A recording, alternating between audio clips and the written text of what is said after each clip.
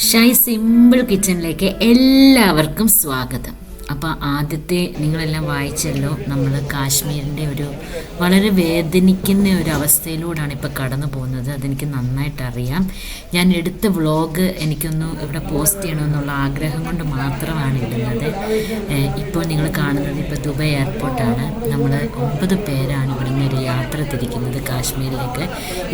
ഇതെടുത്ത സമയത്ത് വളരെ സന്തോഷമായിരുന്നു, വളരെ മനസ്സ് നിറഞ്ഞെടുത്ത്. പക്ഷേ ഇപ്പോൾ ഇടുമ്പം അതിനേക്കാളും വേദനയോടുകൂടിയാണ് ഈ വ്ളോഗ് ഇപ്പം ഞാൻ പോസ്റ്റ് ചെയ്യുന്നത്.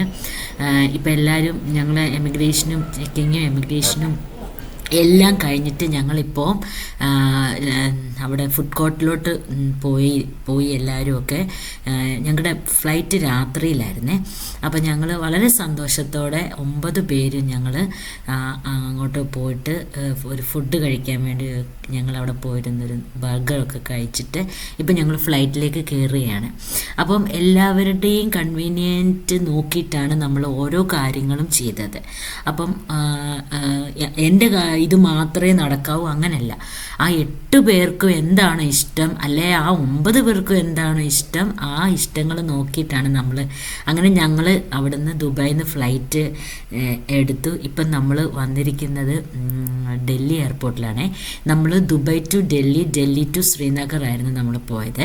അപ്പം നമ്മളിപ്പോൾ ഡൽഹി എയർപോർട്ടിൽ ഇറങ്ങി നമ്മളിപ്പോൾ ബസ്സിലേക്ക് അവർ അടുത്ത ഫ്ലൈറ്റിലേക്ക് വേണ്ടിയിട്ട് നമ്മളെ കൊണ്ടുപോവാണ്. ഡൽഹി എയർപോർട്ടിലേക്ക് പോകണം. അവിടെ ഫ്ലൈറ്റ് ഇറങ്ങിയിട്ട് ആ ബസ്സിൽ കുറേ നേരം പോയിട്ടാണ് ഞങ്ങൾ ഡൽഹി എയർപോർട്ടിനകത്തേക്ക് കയറിയത്. ശരിക്കും പറഞ്ഞ ഒരു സന്തോഷകരമായ ഒരു യാത്രയായിരുന്നു ഞങ്ങളുടെ. ആക്ച്വലി പോകുന്ന ഉടനെ കാശ്മീരിനെ പറ്റി പറയുമ്പോൾ നമുക്ക് എല്ലാവർക്കും നോർമലി ഉണ്ടാകുമല്ലോ ഒരു എന്താണ് എങ്ങനെയാണെന്നൊന്നും അറിയാത്ത, എവിടെ പോലും എങ്ങനെയാണെന്ന് അറിയാത്ത സ്ഥലം. എന്നാലും കാശ്മീർ എന്നൊക്കെ പറയുമ്പോൾ നമ്മുടെ ഉള്ളിൽ ഇപ്പം നമ്മൾ ചിന്തിക്കുന്ന പോലത്തെ കുറേ കാര്യങ്ങളുണ്ടാകുമല്ലോ. പക്ഷേ അവിടെ ചെന്ന് കണ്ടപ്പം അതൊക്കെ ഞങ്ങൾക്ക് മാറിപ്പോയി. ആക്ച്വലി ഭയങ്കര സന്തോഷമായിരുന്നു. അപ്പോൾ ഈ 9 പേരും കൂടെ ഉള്ള കാശ്മീരിൽ പോകണം എന്നൊക്കെ ഭയങ്കര ആഗ്രഹമുള്ള സ്ഥലം തന്നെയായിരുന്നേ. ഇതൊക്കെ പെട്ടെന്ന് വന്ന് ചേർന്നതാണ്. ഇപ്പോഴത്തെ ഈ ഒരു ടെററിസ്റ്റ് ആക്രമണം നടക്കുന്നതിന് 2 ആഴ്ച മുന്നെയാണ് ഞങ്ങൾ അവിടെ പോയത്. അപ്പോൾ ഇപ്പോൾ നമ്മൾ ഡൽഹി എയർപോർട്ടിൽ എത്തി. ഡൽഹി എയർപോർട്ടിൽ എന്തൊരു ഭംഗിയാണ് ആ എയർപോർട്ടാണ്. ഡാൻസിൻ്റെ ഓരോ മുദ്രകളത്.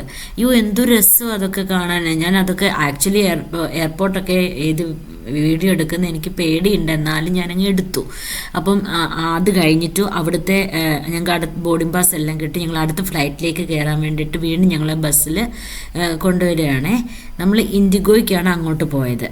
അപ്പം അടുത്ത ഫ്ലൈറ്റ് കയറാൻ വേണ്ടിയിട്ട് ഞങ്ങളുടെ ഫ്ലൈറ്റിൻ്റെ അടുത്തേക്ക് പൊയ്ക്കൊണ്ടിരിക്കുകയാണ്. ആ ഫ്ലൈറ്റ് ഏകദേശം എത്തി. ഞങ്ങളിങ്ങനെ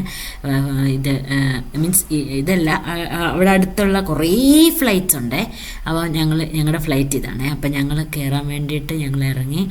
ഒക്കെ ഒരു രസമായിരുന്നു കേട്ടോ, നല്ല രസമായിരുന്നു ഞങ്ങളുടെ യാത്ര. സന്തോഷകരമായ ഒരു യാത്രയായിരുന്നു. പക്ഷെ ഇപ്പം അതിനേക്കാളും വേദനാജനകമായ അവസ്ഥയാണ്. മനസ്സിലാകുന്നുണ്ട്, നമുക്ക് ആരെയും പഴിക്കാൻ പറ്റത്തില്ല. ഇത് ആരുടെയാണോ എങ്ങനെയാണോ എന്താണെന്നൊന്നും നമുക്കറിയത്തില്ല. അതൊന്നും നമ്മുടെ കയ്യിലുള്ള കാര്യങ്ങളല്ലല്ലോ. ഒരാൾ ചെയ്ത തെറ്റിന് വേണ്ടി നമ്മൾ കുറേ പേരെ ക്രൂശിക്കുന്നതൊന്നും ശരിയായിട്ടുള്ള കാര്യങ്ങളല്ല. എല്ലാവരും നല്ല സഹോദരങ്ങളായിട്ട് എല്ലാവരും മുന്നോട്ട് പോകട്ടെ എന്നുള്ള പ്രാർത്ഥന മാത്രമേ ഉള്ളൂ. നഷ്ടപ്പെട്ടവർക്കാണ് നഷ്ടങ്ങൾ സംഭവിച്ചിരിക്കുന്നത്. അവരുടെ ആ ഒരു ഇതിന് മുന്നിൽ എൻ്റെ പ്രണാമം അർപ്പിച്ചുകൊണ്ടാണ് ഞാൻ എൻ്റെ ഈ വ്ളോഗ് ഞാൻ ഇവിടെ ഇവിടെ സമർപ്പിക്കുന്നത്. അപ്പം ഏകദേശം നേരം വെളുത്ത് തുടങ്ങി. അടുത്ത ഫ്ലൈറ്റ് കയറിയപ്പോഴത്തേന് ഏകദേശം നേരം വെളുത്ത് തുടങ്ങി. അപ്പോൾ നമ്മൾ ഇങ്ങനെ ശ്രീനഗർ എയർപോർട്ടിലോട്ട് പോവുകയാണ്. ശ്രീനഗറിലെ എയർപോർട്ടിൽ നമുക്ക് ഫ്ലൈറ്റിൽ വെച്ച് തന്നെ അവർ സൂചന തരുന്നുണ്ടായിരുന്നു, നിങ്ങൾ വീഡിയോഗ്രാഫ്സ് എടുക്കല്ലേ, ഫോട്ടോഗ്രാഫ്സ് എയർപോർട്ടിനകത്ത് എടുക്കല്ലെന്നൊക്കെ. അതുകൊണ്ട് നമ്മൾ അതൊന്നും എടുക്കാൻ ശ്രമിച്ചില്ലായിരുന്നു. അപ്പം നമ്മുടെ ഫ്ലൈറ്റ് ലാൻഡ് ചെയ്തു. അപ്പോൾ കണ്ടോ, നമ്മൾ ഫ്ലൈറ്റ് ഇറങ്ങിക്കൊണ്ടിരുന്നപ്പോൾ ഞാൻ എടുത്തൊരു വീഡിയോ ആണ്. ആ ഫുൾ ചുറ്റിനും മഞ്ഞ് നരകൾ ഇങ്ങനെ കിടക്കുകയാണ്. എന്തൊരു ഭംഗിയെന്നാണ്. അപ്പം ശ്രീനഗർ ബസ്സിൽ കയറിയിട്ട് ശ്രീനഗർ എയർപോർട്ട് നിങ്ങൾ കാണുന്നത്. ഇത് എയർപോർട്ടിനകമാണ്. Welcome to paradise on earth. ഇത് ഒരിക്കലും ഇതിനകത്ത് എയർപോർട്ടിനകത്തുള്ള സംഭവം ഇതൊരിക്കലും നമുക്ക് എടുക്കാൻ പറ്റാത്തൊരവസ്ഥയായിരുന്നു. പക്ഷെങ്കിൽ അവിടെ പോലീസുകാരും മിലിറ്ററിയും ഒക്കെ നിൽപ്പുണ്ടായിരുന്നു. ഞാൻ അവരോട് അനുവാദം ചോദിച്ചു, ഞാൻ അത് മാത്രം ഒന്ന് കവർ ചെയ്തോട്ടെ ചോദിച്ചപ്പോൾ അവർ പറഞ്ഞു ഒരു കുഴപ്പമില്ല, അത് എടുത്തോളാൻ പറഞ്ഞു. അവരുടെ എല്ലാവിധ അനുവാദത്തോടു കൂടിയാണ് ഞാൻ ആ വീഡിയോ എടുത്തത്. അപ്പം അവർക്കെല്ലാം വേണ്ടി ഞാനിത് സമർപ്പിക്കുന്നേ. അപ്പം അതെടുത്തു. അതൊക്കെ കഴിഞ്ഞിട്ട് പുറത്തിറങ്ങി ഇങ്ങനെ ആ ഒരു റോഡിലൂടെ ഞങ്ങൾ ഇനി ആദ്യം പോകുന്നത് ഞങ്ങളുടെ ഹോട്ടലിലേക്കാണ്. അപ്പം ഞങ്ങൾ രാവിലെ ഒരു 7-8 മണിയായി കാണും അവിടെ എത്തിയപ്പോഴേ. അപ്പോൾ ഞങ്ങളുടെ ഹോട്ടലിൽ ഞങ്ങൾ ആദ്യം ചെന്ന് ഫ്രഷായിട്ട് ഞങ്ങൾ ബ്രേക്ക്ഫാസ്റ്റ് കഴിക്കാൻ വേണ്ടി കുറച്ച് പേര് വന്നു. ബ്രേക്ക്ഫാസ്റ്റ് കാപ്പിയൊക്കെ കുടിച്ചുകൊണ്ടിരിക്കുന്നത് നല്ല ഫുഡായിരുന്നു അവിടുത്തെ. ഇത് ഹോട്ടലിൻ്റെ റിസപ്ഷൻ്റെ ഏരിയ ആണ്. നല്ല ഫുഡായിരുന്നു ഞങ്ങൾക്ക്. ആക്ച്വലി നല്ല സൂപ്പർ ഫുഡായിരുന്നേ. ഞങ്ങൾക്ക് എന്താ പറയുന്നത്, നല്ല എന്താ പറയുന്നത്, നമ്മുടെ ഈ നോർത്ത് ഇന്ത്യൻ ഫുഡ് അതായത് ചപ്പാത്തി, ദാല്, പനീർ കറി, പിന്നെ നോമ്പൊക്കെ ആയിരുന്നുകൊണ്ട് ഞങ്ങൾക്ക് വെജ് കറി കുറേ അവർ ഇൻക്ലൂഡ് ചെയ്തിട്ടുണ്ടായിരുന്നു. പിന്നെ നോൺ വെജും ഉണ്ടായിരുന്നു. അപ്പോൾ അങ്ങനെ ആ സമയത്ത് 50 നോയമ്പ് നടക്കുന്ന സമയമായിരുന്നേ. ഒക്കെ എല്ലാ പ്രാർത്ഥനയോടും എല്ലാ ഇതുകൂടിയും പോയതുകൊണ്ട് ദൈവം സുരക്ഷിതമായിട്ട് തമ്പുരാൻ്റെ വലിയ കൃപയാൽ ആപത്തൊന്നും കൂടാതെ അവിടെ എല്ലാം കണ്ട് സന്തോഷത്തോടെ മടങ്ങുവാൻ സാധിച്ചു. അപ്പം ഞങ്ങൾ ഫുഡൊക്കെ കഴിച്ചു ഇറങ്ങി. ഞങ്ങൾ ഫ്രഷായിട്ട് വീണ്ടും ഇറങ്ങിയേ. നമുക്ക് സമയം കളയാനില്ല. അപ്പോൾ രാവിലെ തൊട്ട് ഫുൾ ഡേ നമുക്ക് അവിടെ ഉണ്ട്. അപ്പം ഞങ്ങൾ ആ മഞ്ഞ കളറായിട്ട് നിൽക്കുന്ന കടുകിൻ്റെ പൂവാണ്. എന്തൊരു ഭംഗിയാണെന്നറിയാമോ കാണാൻ. കണ്ടോ, കടുകുണ്ടല്ലോ നമ്മുടെ മസ്റ്റാർഡ്, അതിൻ്റെ പൂവാണ്, അതിൻ്റെ ആ ചെടിയാണ്, നിന്നുണ്ടായ പൂക്കളാണത്. അപ്പം കണ്ടോ മലനിരകളൊക്കെ കണ്ടോ, എന്തൊരു രസമാണെന്നറിയാമോ. ആക്ച്വലി ആ വഴിയിലൂടെയൊക്കെ യാത്ര ചെയ്യുമ്പോൾ ഭയങ്കര സന്തോഷത്തോടെ പോയൊരു ട്രിപ്പായിരുന്നു. എന്താ പറയുന്നത്, നമ്മൾ ആദ്യം പോയത് സോൻമാർഗിലാണേ. അവിടുത്തെ ആ ഒരു ഏരിയയിലാണ് നമ്മൾ പോയത്. ഫസ്റ്റ് ഡേയിലത്തെ ട്രിപ്പ് ഞങ്ങളുടെ അങ്ങോട്ടായിരുന്നേ. അപ്പം വളരെ മഞ്ഞും ഒക്കെ കാണാനുള്ള ആ ഒരു ആഗ്രഹത്തോടാണ് ഞങ്ങൾ പോയത്.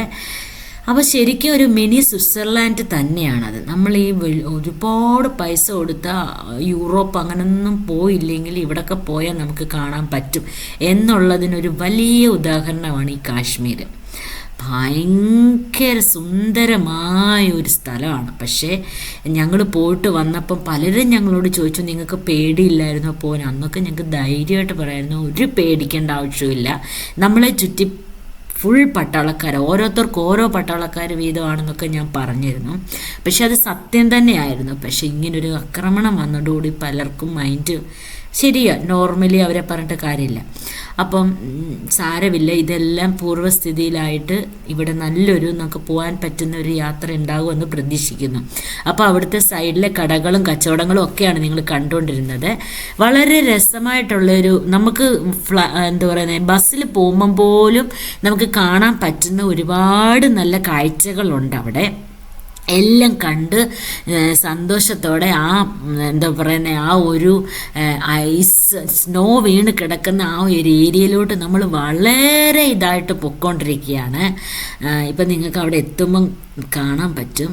ഞങ്ങൾ 9 പേര്, അതായത് വളരെ പ്രായമുള്ളവർ തൊട്ട് വളരെ ചെറുപ്പമുള്ള ആൾ വരെ അതിനകത്തുണ്ട്. പക്ഷെ ഒറ്റ മനസ്സാണ്, ഏജ് വേറൊരു ഒരു നമ്പറാണെന്ന് നമ്മൾ പലപ്പോഴും പറയും. അതിനനുഭവിച്ചറിഞ്ഞൊരു സമയമായിരുന്നു ഇത് കേട്ടോ. ശരിക്കും എന്തൊരു എനർജറ്റിക്കാണ്. ശരിക്കും നമ്മളെക്കാട്ടിലും എനർജി ആയിരുന്നു ആ പ്രായമുള്ളവർക്ക്. പ്രായം പറഞ്ഞ് അവരെ നാണം കെടുത്തുമല്ല കേട്ടോ, ഞാൻ വളരെ പ്രൗഡായിട്ട് പറയുന്ന ഒരു സംഭവമാണേ. അവർ നമ്മുടെ കൂടെ ഒറ്റക്കെട്ടായിട്ട് ചാടാനോ മറിയാനോ ഓടാനോ എന്തിനും കൂടെ സെറ്റായിരുന്നു. നമുക്കിപ്പം അത് പോകാൻ പറ്റത്തില്ല എന്ന് പറയുമ്പം അവർ നമ്മളെ മോട്ടിവേറ്റ് ചെയ്യും. അതിനെന്താ അങ്ങോട്ട് പോയാൽ നമുക്ക് പോവാം, നമുക്ക് നോക്കാം. ഇതൊക്കെയായിരുന്നു അവർ ഞങ്ങളോട് ഇങ്ങനെ പറഞ്ഞ് അന്ന് നമ്മളെയും കൊണ്ട് ചെയ്യിപ്പിച്ചുകൊണ്ടിരുന്നത്. ഇപ്പം നമുക്ക് എവിടെയെങ്കിലും അയ്യോ മുട്ടുവേദന എടുക്കുന്നേ കാലുവേദന എടുക്കുന്നതെന്ന് പറയുമ്പം പറയും, എന്തോ ഇപ്പോഴും മുട്ടുവേദനയും കാലുവേദനയും, അങ്ങോട്ട് പോകും ഒച്ചേ. ഒരമ്മയുടെ അല്ല ഒരു അപ്പൻ്റെ ആ ഒരു ഇതോടുകൂടിയായിരുന്നു അവർ നമ്മളോട് പറയുന്നത്. അതിനകത്തൊന്നും നമുക്ക് ഒരു ബുദ്ധിമുട്ടുമില്ല. നമ്മുടെ അമ്മ നമ്മളോട് പറയും, നമ്മുടെ അപ്പൻ നമ്മളോട് പറയുന്ന ഒരു ഇതായിരുന്നു. സോൻമാർഗ് എത്തി. ഇതാണ് സോൻമാർഗ്. എന്തൊരു ഭയങ്കര ഭംഗിയാണെന്നറിയോ, എന്ത് രസമാണെന്നറിയാവോ. അപ്പം നമ്മൾ ഓൾറെഡി അവിടെ എല്ലാം ടിക്കറ്റ് എല്ലാം എടുത്ത് സെറ്റായിട്ടായിരുന്നു പോയത്. നമുക്ക് ഓൾറെഡി നമ്മൾ ടൂറിൻ്റെ പാക്കേജ് എടുക്കുമ്പോഴേ നമുക്ക് അതിന് പാക്കേജിൽ തന്നെ എല്ലാം ഉണ്ടാവുമല്ലോ. അപ്പോൾ നമ്മളവിടെ ചെല്ലുമ്പം തന്നെ നമ്മുടെ ഡ്രൈവർ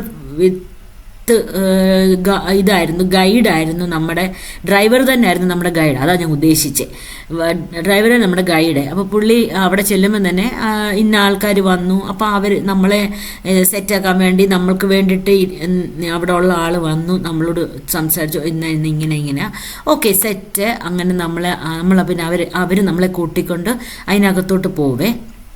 അപ്പോൾ അവിടെ ചെല്ലുമ്പോൾ നമ്മൾ ഇവിടെയൊക്കെ പോകുമ്പോൾ നമുക്ക് ഫുൾ ഒരു ബൂട്ട്സ് വേണം, നല്ല ജാക്കറ്റും തണുക്കാത്ത കുറേ സാധനങ്ങൾ വേണം, ചെവിയിലിടാനുള്ള കുറേ സാധനങ്ങൾ വേണം, കയ്യിൽ ഗ്ലൗസ് വേണം.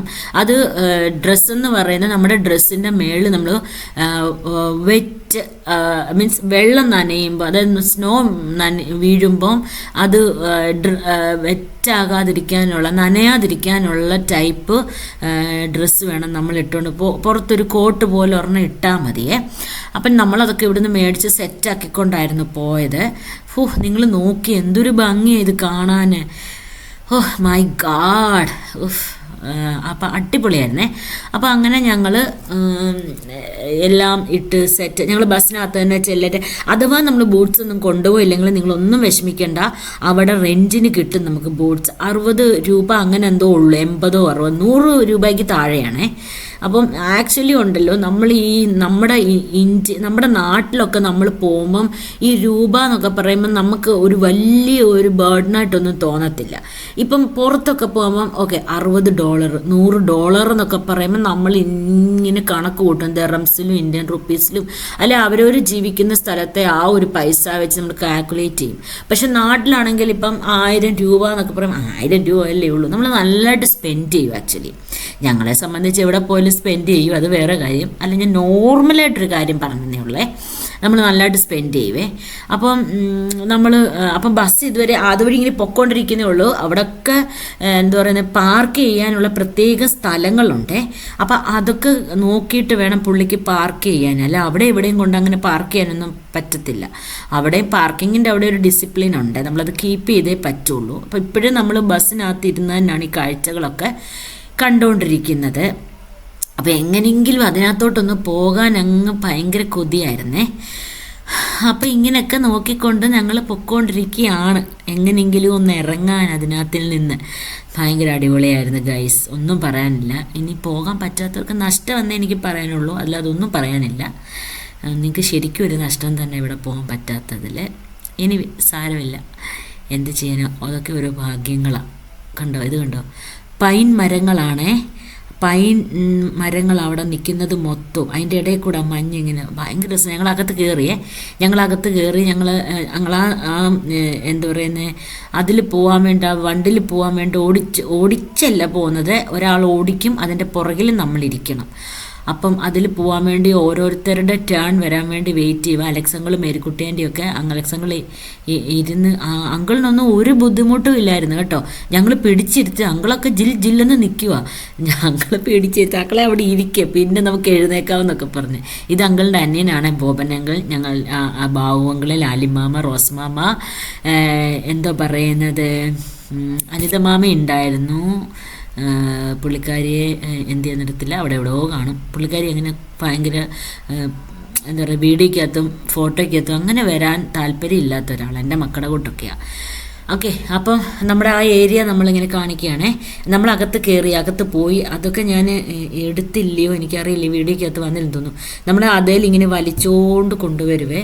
ആ വീഡിയോ ഒക്കെ ഞാൻ ഇന്നത്തെ ഇൻക്ലൂഡ് ചെയ്യണമെന്ന് വിചാരിച്ചാൽ, പക്ഷെ പറ്റിയില്ല, നോക്കട്ടെ കേട്ടോ. ഓക്കെ, അങ്ങനെയൊക്കെയാണ് ആ ഒരു കാര്യങ്ങൾ. അങ്ങനെ ഞാനത് ആഡ് ചെയ്തിട്ടുണ്ട്. അത് ഞാൻ ആഡ് ചെയ്തിട്ടുണ്ട്, നിങ്ങൾ കാണാൻ കുറച്ച് കഴിയുമ്പോൾ. അപ്പം ഇത് എന്ന് പറയുന്നത് എൻ്റെ വലിയൊരു ആഗ്രഹമായിരുന്നു, മഞ്ഞിനകത്ത് പോയി ഇങ്ങനെ കിടക്കണമെന്ന്, എന്നിട്ട് ഇങ്ങനെ ചിറക് പോലെ ആക്കണമെന്നൊക്കെ ഭയങ്കര ആഗ്രഹമായിരുന്നു. നമുക്ക് ഓരോ ആഗ്രഹങ്ങളിലുണ്ടല്ലോ. എൻ്റെ എന്താഗ്രഹത്തിനും കൂടെ കട്ടയ്ക്ക് നിൽക്കുന്ന ഒരു ഭർത്താവിനെ എനിക്ക് കിട്ടിയത്. ഞാൻ അത് പറഞ്ഞോണേ അച്ഛൻ പറഞ്ഞു ഓക്കെ എന്നാൽ ചെയ്തു എന്ന് പറഞ്ഞിട്ട് നമുക്ക് എടുത്ത് തന്നു വീഡിയോ ഒക്കെ. പിന്നെ ഇതെന്ന് പറയുന്നത് ഇതിൻ്റെ പാട്ടൊക്കെ ആക്ച്വലി ഞാൻ ഇട്ടിട്ടുണ്ടായിരുന്നു, ഞാനല്ല.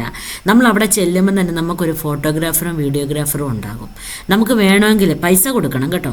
വേണമെങ്കിൽ നമുക്ക് അവർ നമ്മുടെ കൂടെ വന്ന് നമ്മൾ എന്ത് ചെയ്യുന്നോ, എങ്ങനെ റീൽസ് എടുക്കണം, എങ്ങനെ ഫോട്ടോ എടുക്കണം എന്നുള്ളതല്ല അവർ നമുക്ക് ആക്കിത്തരുവേ. അവർ ചെയ്തു തരും നമുക്ക്. അത് ഭയങ്കര രസമാണേ. അത് കിട്ടിക്കഴിയുമ്പോൾ നിങ്ങൾ ഓൾറെഡി എൻ്റെ ഇതിനകത്ത് എൻ്റെ ചാനൽ ഞാൻ ഇട്ടില്ല, എൻ്റെ FBക്കകത്തൊക്കെ നിങ്ങളൊരു റീൽസൊക്കെ കണ്ടു കാണുമായിരിക്കേ. ഇത് കണ്ടോ, അവരിങ്ങനെ മേളിൽ കൂടെ അതങ്ങ് അവർ വലിച്ചോണ്ട് പോകണം. ആ വയറവർ വിട്ടപ്പം നമ്മളിങ്ങനെ വരുവാണേ. എന്തൊരു രസമായിരുന്നു അറിയാവോ. അപ്പോൾ ഇതെല്ലാം വീഡിയോഗ്രാഫർ എടുത്ത് തന്നത്. ഇതെല്ലാം വീഡിയോഗ്രാഫർ അല്ല, റീൽസും മറ്റ് മുമ്പേ കണ്ടതെല്ലാം വീഡിയോഗ്രാഫർ എടുത്ത് തന്നാണേ. നമ്മൾ പൈസ കൊടുത്താൽ മതി. അപ്പം നമുക്ക് എന്ത് വേണമെങ്കിലും അവർ എടുത്തു തരും നമുക്ക്. ഓക്കെ, അപ്പം ഞങ്ങൾ അങ്ങനെ എന്താ പറയുന്നേ, സന്തോഷത്തോടെ കണ്ട. ഇത് ഞാൻ ആ സ്കൂട്ടറിൽ ഇങ്ങനെ പോവാണ്, ഞാൻ ഓടിക്കുമല്ല, നമ്മൾ കൂടെയുള്ള ഡ്രൈവർ ഓടിക്കുക, ഞാനിങ്ങനെ വീഡിയോ എടുക്കും. പക്ഷേ വീഡിയോ ഒന്നും കറക്റ്റായിട്ട് പിടിക്കാൻ പറ്റുന്നില്ല ഗൈസ്, ക്യാമറ ഒക്കെ കയ്യിൽ നിന്ന് പോവുക. പിന്നെ അതിനൊരു എന്താ പറയുന്നത്, ഒരു വള്ളി ഉണ്ടായിരുന്നുകൊണ്ട് അത് കയ്യിൽ കൂടെ കോർത്തിട്ടിട്ടൊക്കെ ഞാനിത് എത്ര കഷ്ടപ്പെട്ടാണ് പിടിച്ചതെന്നറിയാമോ. അതിനകത്ത് കൂടെ പോവാം. പുള്ളിയുടെ പുറകിലാണ് നമ്മളിരിക്കുന്നത്. അപ്പോൾ നമ്മളിങ്ങനെ അങ്ങ് ശരിക്കൊന്നും നമുക്ക് ഇരിക്കാൻ പറ്റത്തില്ല. ആ മഞ്ഞിനകത്തൂടെ പടപടപടാന്ന് ടക്ക് ടക്കെന്ന് പോവല്ലേ. പക്ഷെ രസമാണ് കേട്ടോ. നടുവും ഒന്നും വയ്യാത്തവരൊന്നും പോവല്ലേ ഇതിൽ. ദൈവത്തിൻ്റെ കരുണയാൽ അന്നേരം കുഴപ്പമൊന്നും ഇല്ലാഞ്ഞുകൊണ്ട് നമ്മൾ പോയി. അങ്ങനെ നടുവ് പ്രോബ്ലം ഉള്ളവരും അതിൽ വന്നിട്ടുണ്ടായിരുന്നു. പക്ഷെ ദൈവകൃപയാൽ അവർക്കൊന്നും ഒരു കുഴപ്പം പറ്റില്ല. ഇടയ്ക്ക് ക്യാമറ എങ്ങാണ്ടൊക്കെ പോകുന്നുണ്ട്, വേറെ എന്തൊക്കെയോ എടുക്കുന്നുണ്ട്. എനിവേ നമുക്ക് കാണാം എന്തായാലും ഇതൊക്കെ. അങ്ങനെ ഞാൻ ഓൾമോസ്റ്റ് ഇങ്ങെത്തി. അതിൻ്റെ പുറകിന് റേച്ചാൻ തന്നെ ഓടിച്ചുകൊണ്ട് വന്നു. പുള്ളി പുറകിലിരുന്നെങ്കിലും റേച്ചാൻ ഓടിച്ചുകൊണ്ട് വന്നു. ഈ ചില ക്ലിപ്പ് നിങ്ങളിങ്ങനെ കാണുന്നതൊക്കെ മീൻസ് കറക്റ്റായിട്ട് കിട്ടുന്നത് അന്നേരം എടുക്കാൻ പറ്റാത്തത് കൊണ്ടൊക്കെയാണേ. കണ്ടോ, റേച്ചാനും ഓടിച്ചു വന്നു. അവിടെ കിട്ടിയൊക്കെ ഞാൻ പെട്ടെന്ന് എടുക്കുമായിരുന്നേ. അങ്ങനെ ഒരു രസമായിരുന്നു ഗൈസ്. അപ്പോൾ പിന്നെ കുറച്ച് കഴിഞ്ഞപ്പോൾ ലാലിമാമ, ഞാനും ഓടിച്ചു കേട്ടോ. പക്ഷെ ഞാൻ ഓടിച്ചത് എന്തോ ചെയ്യാൻ, ആർക്കും വീഡിയോ എടുത്തില്ല. അന്നേരം ആരെയും കുറ്റം പറയാൻ പറ്റത്തില്ല. ആർക്കും വീഡിയോ എടുക്കാൻ പറ്റാത്തവരെല്ലാവരും എൻജോയ് ചെയ്യുമായിരുന്നു. അതുകൊണ്ട് ആർക്കും. പിന്നെ റേച്ചാൻ ഒരിടത്തായിരുന്നു, ഞാൻ വേറൊരിടത്തായിരുന്നു. ആ വണ്ടിയെ പോകുമ്പം രണ്ടുപേരെ ഒന്നിച്ചല്ലല്ലോ കൊണ്ടുപോകുന്നത്.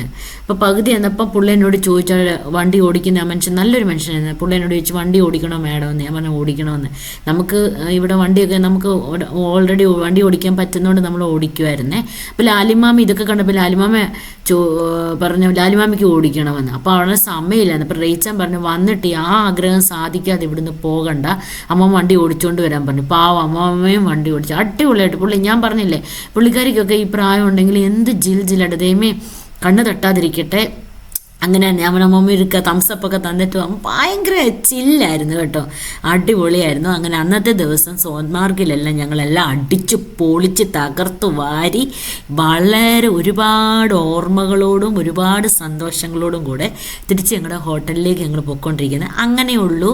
ബാക്കി അടുത്ത ദിവസത്തെ അടുത്ത വ്ളോഗായിട്ട് കാണാം. Thank you guys, thank you so much, by.